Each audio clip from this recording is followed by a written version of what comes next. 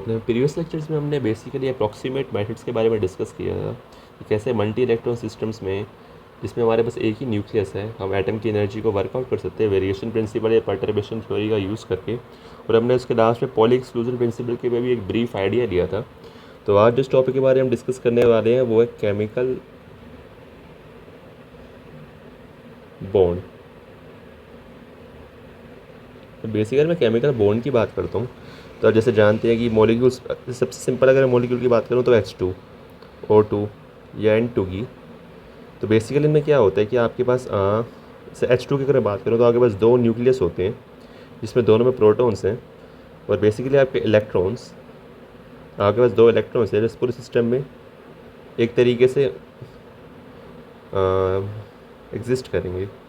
But अगर आप इसके बारे में सोच के देखें कि इनके बीच में जो बॉन्ड्स अगर बनते हैं, फॉर्म होते हैं, तो इसमें इलेक्ट्रॉन्स कहाँ पे है? क्या ये बेसिकली रिवॉल्व कर रहे हैं या क्या इनकी कोई प्रोबेबिलिटी डिस्ट्रीब्यूशन है? जैसे कि हम जानते हैं कि क्वांटम मैकेनिक्स में बेसिकली जितनी भी चीज़ें हैं वो साई पे के बेसिस पे आप एक्सप्लेन कर सकते हैं। तो क्या इसमें इलेक्ट्रॉन्स का जो प्रोबेबिलिटी डिस्ट्रीब्यूशन होगा उससे कैसे केमिकल बॉन्ड फॉर्म होगा और उसके बाद क्या क्या चीज़ें हैं, ये चीज़ हम डिस्कस करने वाले हैं आज के लेक्चर में। तो बेसिकली इससे अगर हम स्टार्टिंग करते हैं तो हम केमिकल बॉन्ड को पढ़ने के लिए बेसिकली हमारे पास बहुत सारी थ्योरीज हैं। Valence bond theory, molecular orbital theory, VSEPR और क्रिस्टल फील्ड थ्योरी। तो स्टार्टिंग में जो हम थ्योरी डिस्कस करने वाले हैं वो है मॉलिक्यूलर ऑर्बिटल थ्योरी।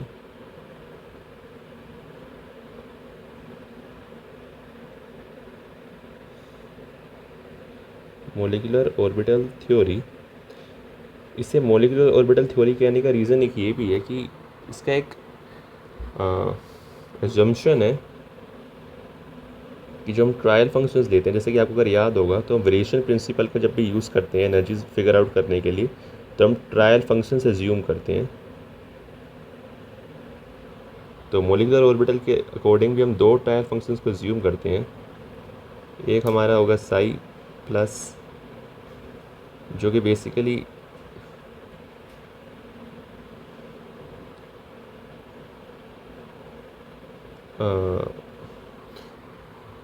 दो फंक्शंस के ऐड करके बनेगा, और Sai minus.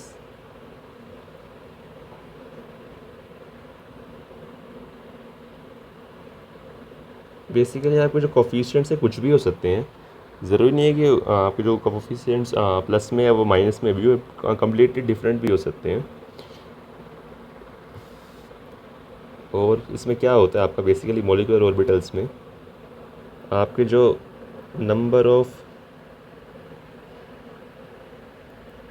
Combining atomic orbitals होते हैं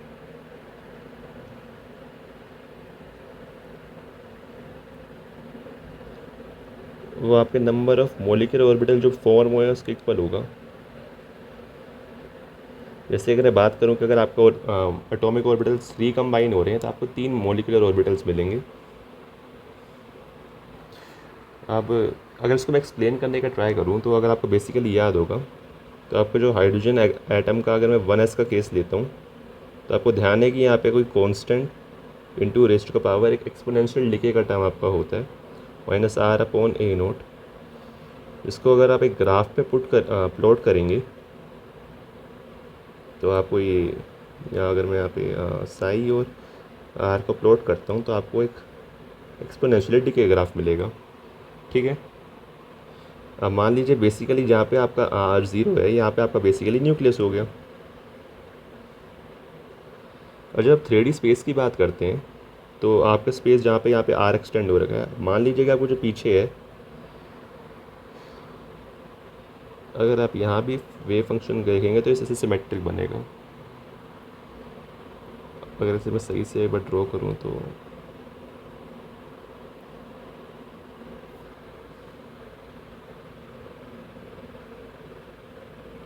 आपका ग्राफ कुछ ऐसे बनेगा। अब इसमें आप देख सकते हैं कि जो न्यूक्लियस है वहाँ पे वेव फंक्शन की वैल्यू यहाँ पे मैक्सिमम है और डिस्टेंस के साथ साथ इसकी वैल्यू से डिक्रीज़ कर रही है। ये basically for hydrogen like 1s orbital है, इनका वेव फंक्शन कुछ ऐसे दिखाई देगा। बेसिकली आपके एटॉमिक ऑर्बिटल है इसको प्लॉट करने पे ऐसा कुछ दिखाई देगा फॉर वन एटम। जब हम एक एटम की बात करते हैं और बेसिकली जब आपका बॉन्ड फॉर्म होता है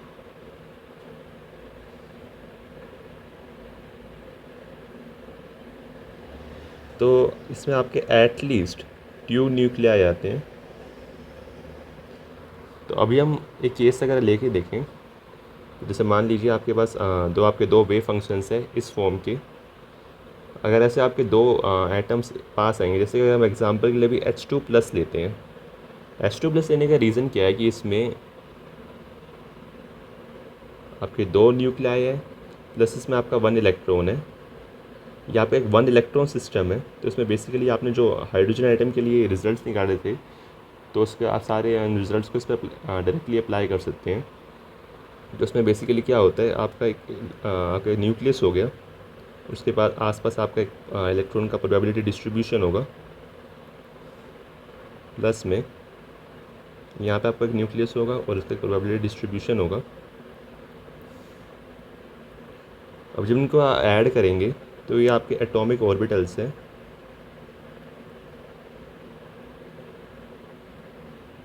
इनको ऐड करने से आपको मिलेंगे आपके मॉलिक्यूलर ऑर्बिटल्स। आप यहाँ पे देख सकते हैं कि जब ऐसे आपके दोनों जो एटम है सेम साइज़ के होंगे, जब दोनों आप बेसिकली ऐड होंगे तो क्या हो सकता है कि आपका ये प्लस हो और ये प्लस हो, या फिर आपका ये दोनों सेम साइन के हो, या ये प्लस हो ये प्लस हो, या फिर ये माइनस हो ये माइनस हो। तो जब ये दोनों ऐड अप होंगे तो कंस्ट्रक्टिव आपको इंटरफेरेंस दिखाई देंगे, कंस्ट्रक्टिवली ऐड होंगे। और अगर मान लीजिए यहाँ पे प्लस है और मान लीजिए कि अगर यहाँ पे माइनस हो तो उस टाइम पे डिस्ट्रक्टिवली ऐड होंगे। तो ये दो तरीके से ऐड होंगे। तो अब हम देखते हैं कि जब ये दोनों तरीके से ऐड होंगे तो आपको बेसिकली आपको मॉलिक्यूलर ऑर्बिटल रिजल्टेंट कैसे मिलेंगे। तो अगर मैं ड्रॉ करूँ एक कंबाइंड एक्सिस पे, मान लीजिए आपका एक न्यूक्लियस यहाँ पे, एक न्यूक्लियस यहाँ पे है। आपको पता है कि आपका यहाँ पे एक टिप पे जाएगा और यहाँ पे फिर आपको एक्सपोनेंशियली डिके करेगा, और यहाँ पे भी सेम चीज़ होगी, आपका टिप पे जाएगा और फिर ये एक्सपोनेंशियली ऐसे डिके करेगा और यहाँ पे डिके करेगा। ये आपका मान लीजिए साई जो 1s है ये B है, ये आपका B न्यूक्लियस है, और आपका मान लीजिए A न्यूक्लियस है हाइड्रोजन एटम का, और ये आपका साई 1s A हो गया, और ये R के साथ आपका वेरी कर रहा है। अब आप देख रहे होंगे कि यहाँ पे आपका बेसिकली सेम जा रहा है और यहाँ भी सेम है, बट यहाँ पे आपके दोनों हाइड्रोजन आइटम्स हैं, ये भी प्लस है ये भी प्लस है। तो यहाँ पर दोनों ये जो पार्ट जब मिलेंगे तो बेसिकली यहाँ पे जब ये मिलके इसे मिलेंगे तो ये ऐड अप हो जाएंगे और आपको बेसिकली कुछ ऐसा रिजल्टेंट मिलेगा। जो आपका रिजल्टेंट आपको मिला है इसे हम बोलते हैं साई प्लस मॉलिक्यूलर ऑर्बिटल के नाम से। बेसिकली इसमें जो कोफिशिएंट्स हैं C1 Sai 1s plus C2 Sai 1sp। आपको जो C1 C2 है बेसिकली ये दिखाते हैं कि आपके जो एटॉमिक ऑर्बिटल्स है वो रिजल्टेंट मॉलिक्यूलर ऑर्बिटल में कितना कंट्रीब्यूट कर रहे हैं। क्योंकि अब हमारे पास आइडेंटिकल 1s और 1sp है हाइड्रोजन के, तो C1 C2 इक्वल होंगे फॉर होमो न्यूक्लियर एटम्स के, homo nuclear molecule diatomic molecules के लिए।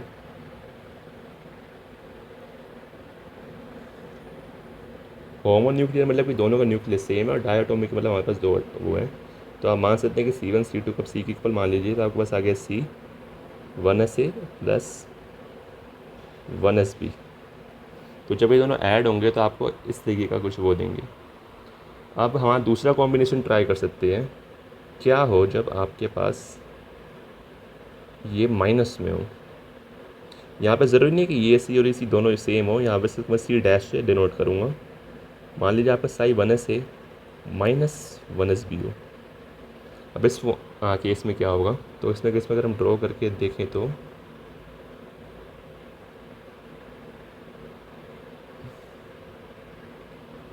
अब इस केस में हम क्या करते हैं कि जो 1s है वो पॉजिटिव है, तो यहाँ से स्टार्ट होके ऐसे ऊपर जाएगा और ये यहाँ पे ऐसे नीचे जाएगा।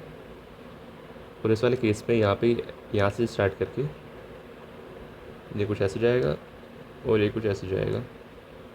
अब यहाँ पे आप देख सकते हैं कि यहाँ पे जितना पॉजिटिव है यहाँ पे उतना नेगेटिव भी है। तो जिनका रिजल्टेंट होगा वो बेसिकली, अगर मैं 1s है और यहाँ पे ये जो मैं प्लॉट कर रहा हूँ -1s भी प्लॉट कर रहा हूँ, तो जब इन दोनों को मैं ऐडअप करूँगा तो मुझे बेसिकली जो रिजल्टेंट मिलेगा वो कुछ इस फॉर्म का होगा।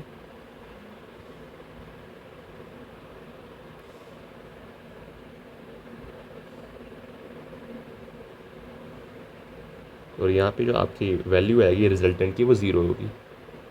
यहाँ पे आपको एक नोड मिलेगी। तो बेसिकली आपको ये हो गया।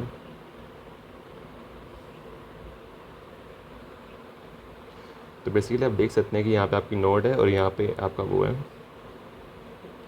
तो ऐसे ही आपको आपने देखा कि जो आपके साई जो आपके H2+ के केस में आपके साई 1s है और साई 1s भी एटॉमिक जो ऑर्बिटल्स थे, मैं यहाँ पे AO को एटॉमिक ऑर्बिटल से डिनोट कर रहा हूँ, ये मिक्स हो के आपको साई प्लस और साई माइनस मॉलिक्यूलर ऑर्बिटल देंगे।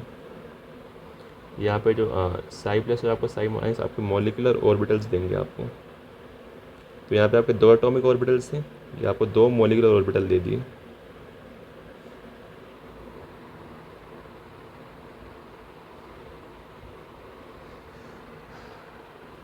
तो इसके बाद अगर हम इसके अगर मैथमेटिक्स वर्कआउट करने का ट्राई करें तो जैसे मान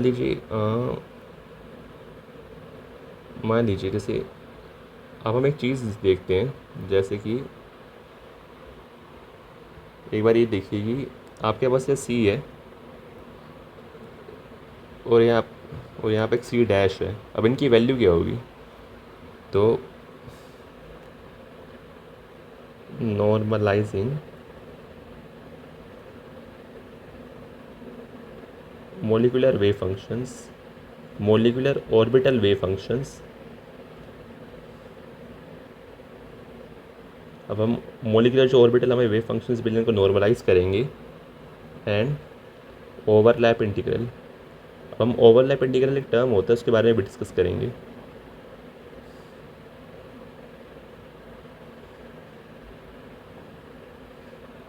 तो बेसिकली अगर हम नॉर्मलाइज करने का ट्राई करते हैं तो एग्जांपल के लिए हम साई MO+ को लेते हैं, MO- का भी इसका सिमिलर ही होगा।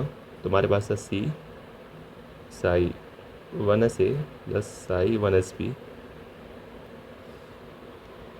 ऊपर मैंने साई यूज़ किया था पर नीचे मैं जहाँ पे फाई यूज़ कर रहा हूँ, इतने कोई ज़्यादा फ़र्क नहीं पड़ेगा, बस साई और फाई उस दोनों में कन्फ्यूज़न ना हो तो इसलिए मैं नीचे फाई यूज़ कर रहा हूँ। तो अब हमें पता है कि नॉर्मलाइज़ करने के लिए जो साई MO+ है इसको अगर हम वॉल्यूम इंटीग्रल लेते हैं -∞ से +∞ तक, तो ये बनाना चाहिए। और हमें पता है कि जो हमारी ये टर्म्स है और ये टर्म है ये रियल है, यानी कि आपका जो साई 1s A है इसका अगर आप कॉन्जुगेट लेते हैं तो साई 1s A के इक्वल आ जाएगा। और अगर आप साई 1s B लेते हैं इसका कॉन्जुगेट आप 1s B के इक्वल आ जाएगा, क्योंकि ये रियल फंक्शंस हैं। तो आपका साई मॉलिक्यूलर ऑर्बिटल भी रियल होगा प्रोवाइडेड कि C की वैल्यू क्या आती है। तो यहाँ पे अगर हम इस इंटीग्रल को एक्सपेंड करने का ट्राई करते हैं तो हमारे पास आगे C Sai 1s A plus 1s B। अब C हमें नहीं पता क्या नंबर है, तो इसको मान लेते हैं कि यहाँ पे साई C का मोड स्क्वायर है, या हम एज्यूम करते हैं कि C एक रियल नंबर है, क्योंकि बेसिकली केमिस्ट्री में जितने भी सिस्टम से डील करते हैं उसमें जो वही वेव फंक्शंस की वैल्यू आती है वो most of the time real number आती है। पार्टिकुलर रिंग के केस में हमें कॉम्प्लेक्स वेव फंक्शन मिला था, बट ऐसा केमिस्ट्री में बहुत कम ही होता है। तो हम अभी के लिए एज्यूम कर लेते हैं कि C एक रियल नंबर है, C² इस टर्म का square taking its volume integral. तो जब मैं एक्सपेंड करते तो हमें क्या मिलेगा, C² कॉमन -∞ से +∞ साई 1s A का whole square volume integral plus -∞ से +∞ साई 1s B का whole square volume integral plus में 2 इंटू, इसे हम इसमें एंटी लगाएंगे A² + B² + 2AB। तो यहाँ पे 2A हमारा 1s A, B हमारा 1s B, इसका वॉल्यूम इंटीग्रल -∞ से +∞ ब्रैकेट में। अब अगर आप देखेंगे कि ये टर्म है बेसिकली ये 1 है, क्योंकि जो साई 1s है 1s भी है वो हमें नॉर्मलाइज्ड हाइड्रोजन एटम के वेव फंक्शंस दिए। तो उनको जब आप वॉल्यूम इंटीग्रल लोगे और माइनस इन्फिनिटी प्लस इन्फिनिटी तो आपको 1 देंगे। और जो ये वाली क्वांटिटी है ना, ये इंटीग्रल, इसको हम अभी ऐसे डिफाइन करते हैं। तो आपको रिजल्ट में मिलेगा c² 2 + 2s। ये इस इंटीग्रल को हमने एस डिफाइन किया और बाहर 2 था, ये 1 की इक्वल होना चाहिए। तो आपकी c की वैल्यू आ गई 1/2 1 + s √। तो अगर आप साई MO प्लस की बात करते हैं तो ये कुछ इस फॉर्म का होगा 1/2 1 + s √1sa + 1sb। सिमिलरली अगर आप साई 1 की बात करेंगे तो ये अगर आप इसको सिमिलर मैनर में वर्कआउट करेंगे तो आपको 1 - s मिलेगा। ये आप खुद से कर सकते हैं एज एक्सरसाइज। तो ये आपको ऐसे मिल जाएगा। तो ये आपके नॉर्मलाइज्ड फैक्टर्स आ गए। अब बात है कि एस क्या है। एस को हम ओवरलैप इंटीग्रल के नाम से डिफाइन करते हैं और इसकी कुछ फॉर्म थी integration all over the space Sai 1sa into Sai 1sb into dt। अब ओवरलैप इंटीग्रल क्या डिफाइन करते हैं, तो बेसिकली अगर आपको ग्राफ हमारा याद होगा वो वाला 1sa और 1sb का, आपको याद होगा कि यहाँ से यहाँ जाता है और ये वाला फंक्शन भी यहाँ से यहाँ जाता है। तो बेसिकली 1sa 1sb का जो प्रोडक्ट है इसका हम वॉल्यूम इंटीग्रल ले रहे हैं। अब अगर आप देखेंगे, आप इस रीजन में देखेंगे तो यहाँ पे 1sa बहुत कम है और 1sb की वैल्यू भी यहाँ बहुत कम है। तो यहाँ पे आपका जो इंटीग्रल है वॉल्यूम इंटीग्रल, वो ओवरलैप इंटीग्रल, ये नेग्लिजिबल है। सेम इस रीजन में भी है।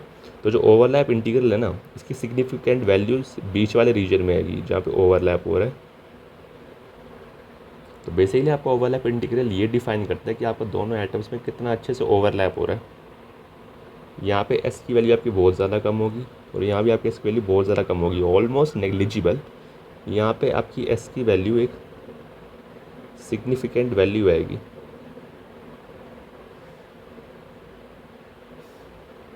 तब कह सकते हैं कि आपको ओवरलैप इंटीग्रल की वैल्यू जो मिड में ओवरलैप हो रहा है ये डिफाइन करते हैं। और मान लीजिए आपके जो एटम्स हैं यहाँ से यहाँ, इनका जो इंटरन्यूक्लियर डिस्टेंस है उसको मैं कैपिटल आर से डिनोट कर रहा हूँ, इसे भी कैपिटल आर से। तो जो आपका ओवरलैप इंटीग्रल है वो बढ़ेगा अगर आपका कैपिटल आर नीचे होगा। सोच के देखिए, आपके पास दो न्यूक्लियस हैं, इनके बीच का अगर डिस्टेंस आपको पर्टिकुलर गिवन है, अगर ये डिस्टेंस कम होगा तभी आपके ओवरलैप इंटीग्रल की वैल्यू बढ़ेगी, आपको ओवरलैप और ज़्यादा होगा। और जब थोड़ी सी सोफिस्टिकेटेड मैथ्स को सोल्व करेंगे तो आपको पता लगेगा कि जो आपका ओवरलैप इंटीग्रल है ये बेसिकली आपका आर का फंक्शन है, जो कि कुछ इस फॉर्म का होता है e⁻⁻r इंटू 1 + r+r²/3। आपको ये फॉर्म याद करने की ज़रूरत नहीं है, बट फिर भी ये हेल्प करता है। एक एक्सपोनेंशियल डीके फंक्शन टाइम्स एक क्वाड्रेटिक फंक्शन ऐसा कुछ इस फॉर्म का होता है। तो अगर आप एस को आर के साथ प्लॉट करेंगे, और एक और बात, आर की जो एस की वैल्यू मैक्सिमम वैल्यू होती है 1 होती है। ऐसा क्यों? मान लीजिए आपका आर है वो सबसे मैक्सिमम कब होगा, सोच के देखिए। आर की वैल्यू जैसे आपकी कम हो रही है, एस की वैल्यू बढ़ रही है। अगर मैं बोलता हूँ कि आर 0 को टेंड करेगा तो एस मैक्सिमम हो जाएगा। बट बेसिकली अगर मैं बात करता हूँ कि आर 0 हो गया, यानी कि जो आपका 1sa और 1sb है वो दूसरे को ओवरलैप कर जाएंगे। यानी कि जो आपका ये इंटीग्रल था 1sa टाइम्स 1sb का वॉल्यूम इंटीग्रल, अगर दोनों सेम हो गए तो बेसिकली आपके पास 1s² का ये आ जाएगा जो कि 1 है। तो इसका मतलब कि आपका जो ओवरलैप इंटीग्रल है उसकी मैक्सिमम वैल्यू 1 आनी चाहिए, क्योंकि इस केस में आपको ओवरलैप मैक्सिमम 1 ही हो सकता है। तो आइडल केस में आपकी मैक्सिमम वैल्यू ओवरलैप इंटीग्रल की 1 आएगी और उसके बाद ये जो फंक्शन है डिके करेगा। बट आपको ध्यान रखना पड़ेगा कि इस तरीके से डिके नहीं करने वाला, क्योंकि एक्सपोनेंशियल डिके वाले फंक्शन के साथ आपका क्वाड्रेटिक फंक्शन ही मल्टीप्लाई हो रहा है। तो ये आपका कुछ इस फॉर्म का बनेगा। एक रफ आपको आइडिया देने के लिए कुछ इसी फॉर्म का बनने वाला है आपका ओवरलैप इंटीग्रल।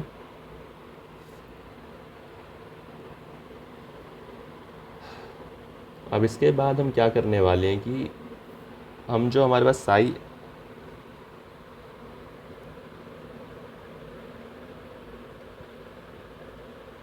एमओ प्लस था, इसकी एनर्जी एक बार वर्कआउट करने का ट्राई करेंगे।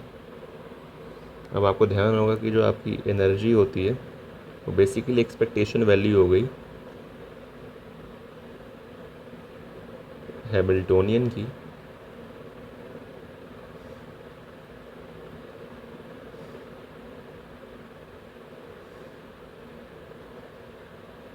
इसका volume integral all over the space, और इसको ऐसे डिवाइड करेंगे इससे।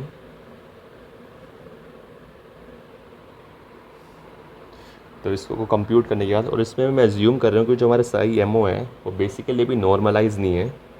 जो साई एमओ है प्लस है ये 1s a plus 1s b की फॉर्म का है, नॉट नॉर्मलाइज्ड राइट नाउ। मैं इनसे भी नॉर्मलाइज करके यूज़ नहीं कर रहा कि इसका फ़ायदा डायरेक्टली ये होगा कि मुझे इक्वेशन में बार बार कोफिशिएंट्स का ध्यान नहीं देना पड़ेगा, डायरेक्टली इसे डिवाइड करके मैं काम कर सकता हूँ। तो इस एनर्जी के इंटीग्रल को हम, तो आज के लेक्चर में हम इस एनर्जी के इंटीग्रल को वर्कआउट करके कुछ क्वांटिटीज़ को डिफ़ाइन करेंगे, और अपने नेक्स्ट लेक्चर में हम उन क्वांटिटीज़ का फिज़िकल सिग्निफिकेंस देखेंगे। और इससे अब हम ये भी चीज़ कंक्लूड करेंगे कि जो बॉन्ड फॉर्मेशन होता है ये प्योरली क्वांटम मैकेनिकल फिनोमिना है। क्लासिकली आप इसको एक्सप्लेन कर ही नहीं सकते हैं क्लासिकल लॉ से या क्लासिकल मैकेनिक्स से। तो अगर मैं इंटीग्रल कंसिडर करता हूँ सही MO plus conjugate Hamiltonian acting on, उससे पहले मैं हैमिल्टोनियन डिफाइन करता हूँ हमारा सिस्टम का। तो हमारा सिस्टम क्या था, एक न्यूक्लियस है। हमारा जो सिस्टम है इसमें हमारे पास दो न्यूक्लियस है, हाइड्रोजन एटम का ए न्यूक्लियस और बी न्यूक्लियस दोनों का, और हमारे पास बीच में एक इलेक्ट्रॉन है। मान लीजिए कि यहाँ से इसका डिस्टेंस r1 है, यहाँ से इसका डिस्टेंस r2 है, इन दोनों एटम्स के बीच में जो डिस्टेंस है वो r है। तो अगर इसका जब हम हैमिल्टोनियन डिफाइन करेंगे तो क्या आएगा, मैं हैमिल्टोनियन डायरेक्टली एटॉमिक यूनिट्स में डिराइव करने वाला हूँ। तो इलेक्ट्रॉन के लिए काइनेटिक एनर्जी ऑपरेटर कुछ इस फॉर्म का होगा, इलेक्ट्रॉन की जो पोटेंशियल एनर्जी होगी न्यूक्लियस ए के रिस्पेक्ट में वो कुछ इस फॉर्म की होगी, और न्यूक्लियस बी के रिस्पेक्ट में कुछ इस फॉर्म की होगी, और दोनों न्यूक्लियस के बीच में ए और बी के बीच में जो पोटेंशियल एनर्जी का टर्म होगा रिपल्सन का वो इस फॉर्म का होगा। अब बॉर्न ओपनहाइमर अप्रोक्सीमेशन का यूज़ करके ये अज्यूम कर रहे होंगे जो न्यूक्लियस ए और बी है ये मूव नहीं कर रहे, स्टेशनरी है। और जब इस हैमिल्टोनियन को आप ऑपरेट करेंगे, और चीज़ ध्यान रखिएगा जो आपका साई एमओ है प्लस है ये रियल है, इसको जो कॉन्जुगेट है वो इसी के इक्वल होगा। तो अगर मैं अब इस इंटीग्रल को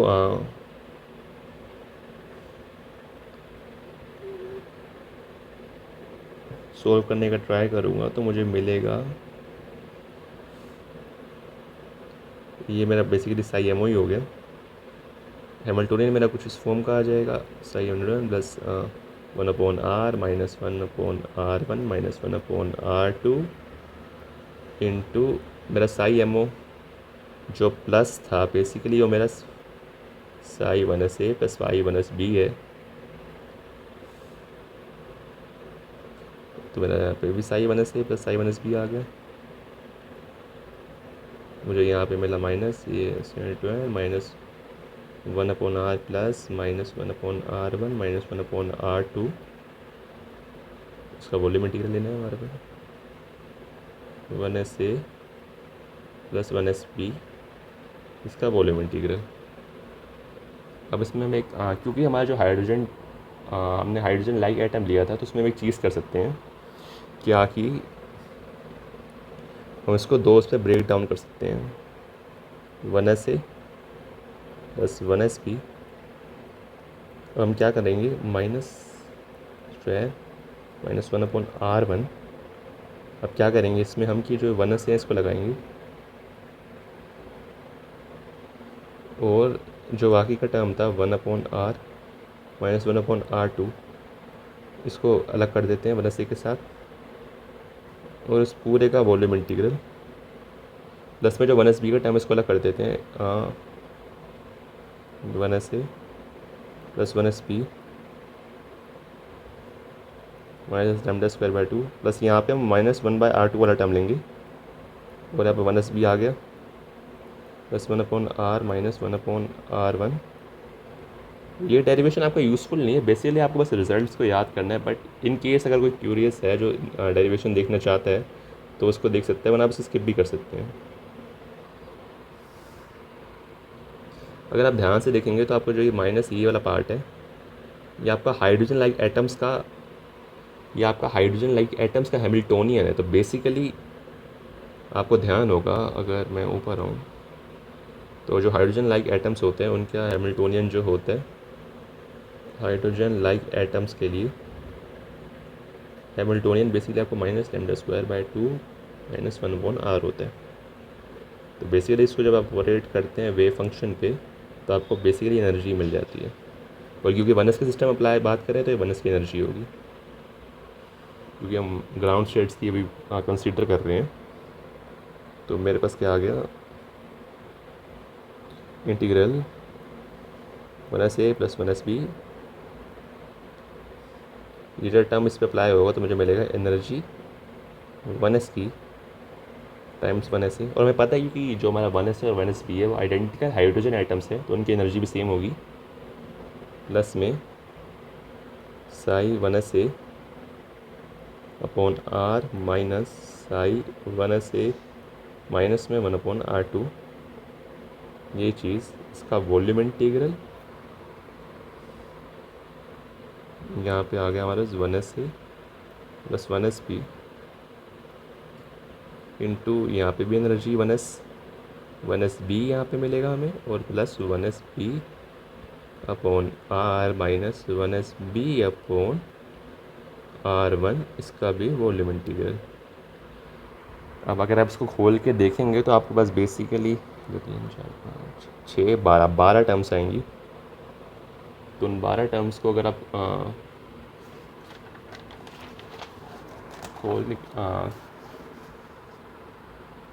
उन सबको मर्ज करेंगे तो आपको क्या मिलेगा, ये साई 1sa और साथ में यहाँ पे ये, तो साई 1sa का 1sa के साथ जब आप मल्टीप्लाई करेंगे तो आपको एक इंटीग्रल मिलेगा, जैसे कि ई 1sa साई 1sa का स्क्वायर, इसका वॉल्यूम इंटीग्रल।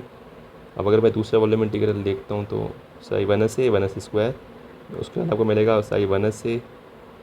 और मैं मान के चल रहा हूँ कि जो मेरा 1sa 1sb है वो रियल नंबर्स है, तो बेसिकली इसका स्क्वायर अपॉन r, इसका वॉल्यूम इंटीग्रल, प्लस में यहाँ minus psi 1sa 1sa upon r2, इसका वॉल्यूम इंटीग्रल। ऐसे ही करके मेरे पास डिफरेंट टर्म्स आएंगी। तो कलेक्टिवली अगर मैं लास्ट में आपको डायरेक्टली एक रिज़ल्ट दिखाऊं तो, और यहाँ ध्यान रखिएगा जैसे कि अगर मैं आपको और टर्म्स एक्सपेंड करके दिखाता हूँ कि अगर जो यहाँ पे साई 1sb है इसको मल्टीप्लाई करेंगे तो आपको मिलेगा e1s इंटीग्रल में 1sa 1sb का वॉल्यूम इंटीग्रल। इस टर्म को ध्यान से देखिए, ये आपको ओवरलैप इंटीग्रल है। तो ऐसे ही अगर इन टर्म्स को मैं सबको टर्म्स को इकट्ठा करता हूँ और साथ में जैसे हमारे पास ये वाली टर्म है, इसमें जो r है वो बेसिकली कांस्टेंट है, क्योंकि बोर्न ओपेनहाइमर अप्रोक्सीमेशन के अकॉर्डिंग हमने माना कि हमारी न्यूक्लियस स्टेशनरी है, तो 1/r हमारा कांस्टेंट आ गया, जिसको हम बाहर निकाल सकता हूँ मैं। और आपको पता है कि जो ये वाली टर्म है पूरी 1 हो जाएगी। तो इन दी एंड मेरे पे क्या टर्म्स आएंगे, मेरे पे आएगा तो इन दी एंड मेरे पास कुछ ये टर्म्स आएंगे 2e1s प्लस 2e1s इंटू आपको ओवरलैप इंटीग्रल s, प्लस मेरे पास आएगा 2/r, मेरे पास आएगा माइनस इंटीग्रल में Sai square 1sa upon r_b plus psi square 1sb upon r_a, इसका वॉल्यूम इंटीग्रल, प्लस में 2s, यहाँ पे ऐसा हमारा ओवरलैप इंटीग्रल ही है 2s/r minus volume integral of psi 1s a 1s b upon R A plus में psi 1s a 1s b, इसका ओवरलैप इंटीग्रल डिवाइड में आर बी, इस पूरे का वॉल्यूम इंटीग्रल। अब इसको कलेक्टिवली अगर मैं लिखूँ तो मेरे पे आएगा 2e1s 1+s plus 2j plus 2k। अब यार ये j और k क्या है मैं बताऊँ अगर, तो जो j है उसको मैंने डिफ़ाइन किया है volume integral of psi 1s a minus 1/r/b plus 1/r times 1/1s a। अब यहाँ पे अगर आप a की जगह b और b की जगह a भी इंटरचेंज कर देंगे तो इतना फ़र्क नहीं पड़ेगा, क्योंकि आपके a और b आइडेंटिकल है। तो ये आपका बेसिकली इस टर्म को अगर आप वो करेंगे तो आपको मिलेगा 1/r minus volume integral of psi 1s a square upon R B. और आपका के है ये कि जे को हम बोलते हैं क्यूलम इंटीग्रल और के को बोलते हैं हम एक्सचेंज इंटीग्रल। इनके बारे में मैं ज़्यादा बात नेक्स्ट लेक्चर में करूँगा। तो आपका के है volume integral of psi 1s b minus 1/r/b plus 1/r, यहाँ पे y1s a is equal to, इसको अगर मैं डिफ़ाइन करूँ तो मेरे पाएगा ओवरलैप इंटीग्रल प्लस में नहीं माइनस में volume integral of psi 1s a psi 1s b upon R B. तो मेरे पे इन दी एंड जो एनर्जी का वो आएगा एक्सप्रेशन, तो वो मेरे पे आ गया 2e1s into 1+s plus 2j plus 2k। और मुझे हमें पता था कि जो इसको हमने डिफ़ाइन कहाँ गया वो, ये वाला जो टर्म नीचे वाला हमने इसका इंटीग्रल लिया था नॉर्मलाइज़ करते वक्त। तो उसको जब हमने नॉर्मलाइज़ करने का ट्राई किया था तो हमें डायरेक्टली यहाँ पे 2 + 2s मिल गया था। तो नीचे हम डायरेक्टली 2 × 1+s लिख सकते हैं। इसको जब आप लिखेंगे तो आपको मिलेगा energy of 1s plus j plus k upon 1+s। तो आपका एनर्जी mo+ की आ गई। तो हम अपने आज के लेक्चर को यहीं पे पॉज करते हैं। ये टर्म्स का और क्या मीनिंग है और इसके बारे में हम ज़्यादा डिस्कस नेक्स्ट लेक्चर में करेंगे।